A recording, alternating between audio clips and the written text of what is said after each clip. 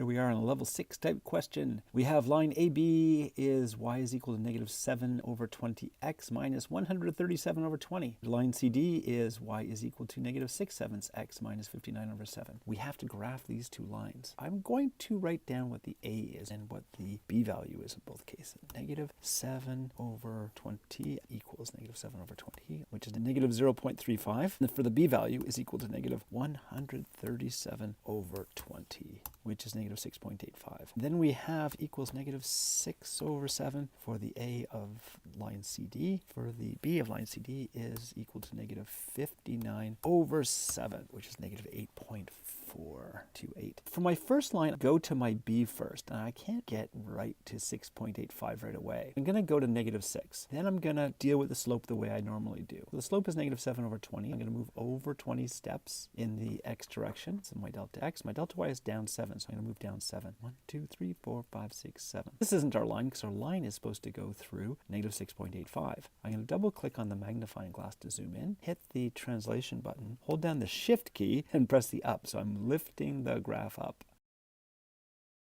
This is negative 6, and I want to go to negative 6.85. Don't grab the point, grab the line. I'm going to drag that down to 6.8. That's pretty close. I'm going to turn off the snapping tool by turning on the unsnap. Now I can use my down arrow to move 6.8, 6.81, 6.82, 6.83, 6.84, 6.85. We are exactly on this point. For the next line, we cannot get exactly to negative 8.428571 because it's a decimal and it goes on forever, but we can get to the nearest hundredth. So if we round this to negative 8.43, yeah, we can get there. Double click on the magnifying glass, click on my negative 8 with the line tool on and the snap on. Do the slope as usual and move over 7, then down 6. Over 7, down 1, 2, 3, 4, 5, 6. Double click on the magnifying glass to zoom in. Same thing with the translation tool. Hit the shift and hit the up arrow. The whole graph will be shifted up very quickly. I'm after the negative 8 and I want to get to negative 8.43. Grab the line, not the point, drag it down to negative 8.4, hit the unsnap,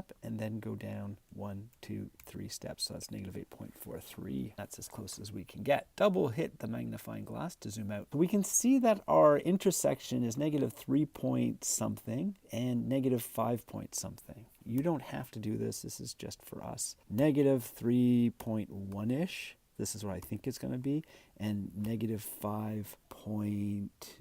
Let's try that out. I'm going to use my pencil tool. You can do this on paper. I have negative 0.35x. My first equation, remember the negative 7 over 20 is as a decimal, negative 0.35. I'm using my decimal method. My B value is negative 6.85. So that's my first equation, and we're setting it equal to the second equation, negative 0.8.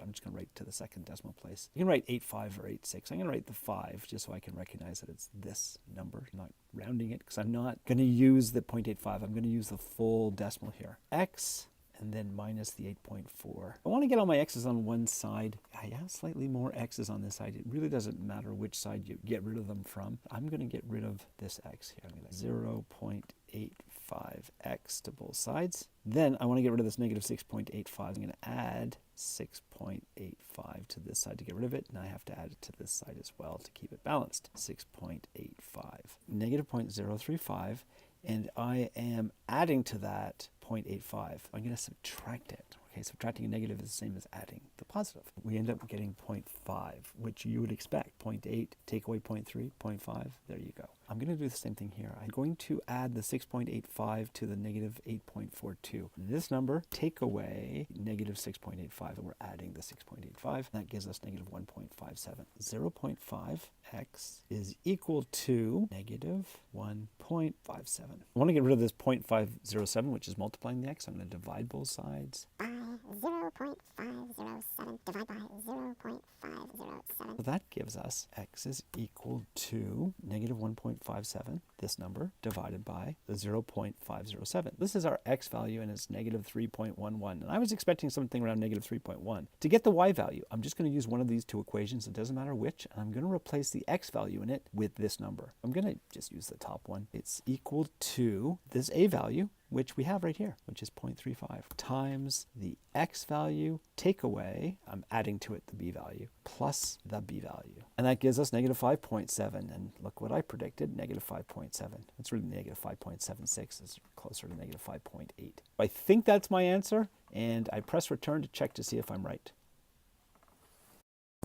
This one, let's do it with the killing the fraction method. I'm interested in the b's. I don't really need to know the a's so much. B is negative 27 over 7. This b is negative 3. Negative 3.85.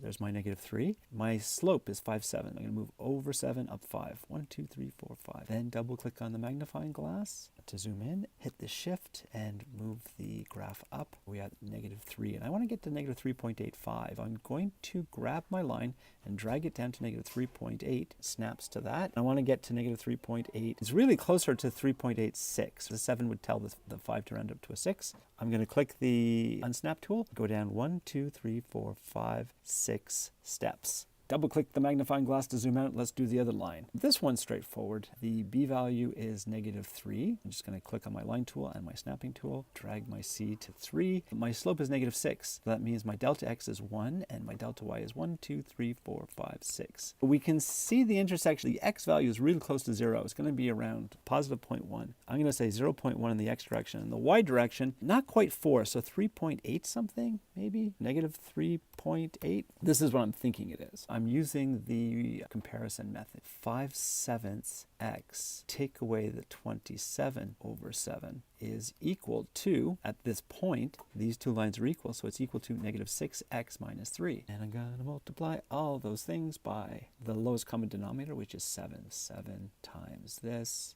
times 7, 7 times the 6 times 7. Well, these 7s are going to cancel. This 7 is going to cancel with that 7. And this 7 is going to cancel with this 7. But this 7 is going to multiply. We're going to end up with 5x minus 27. This negative 7, or this 7 multiplies the negative 6. You get negative 42x minus 3 times 7 minus 21. I want to get all the x's on one side. I have more x's on this side. Add 42x to this to get rid of it from this side. And you have to add 42 to the other side to balance it out. 42 plus 5 is 47x. Then I want to get rid of this negative 27, so I'm going to add 27 and add 27.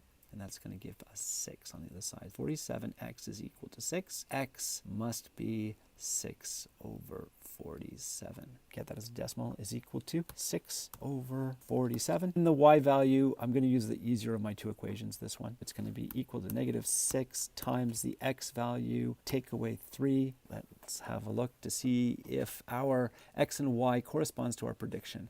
So we were predicting 0.1 and we have 0.127. That looks good. The y, we were saying it's going to be around negative 3.8 and we have negative 3.765. It's pretty close. And then we press enter to verify that we are correct. All right, and that's how you do a level 6 type question. Have a good day.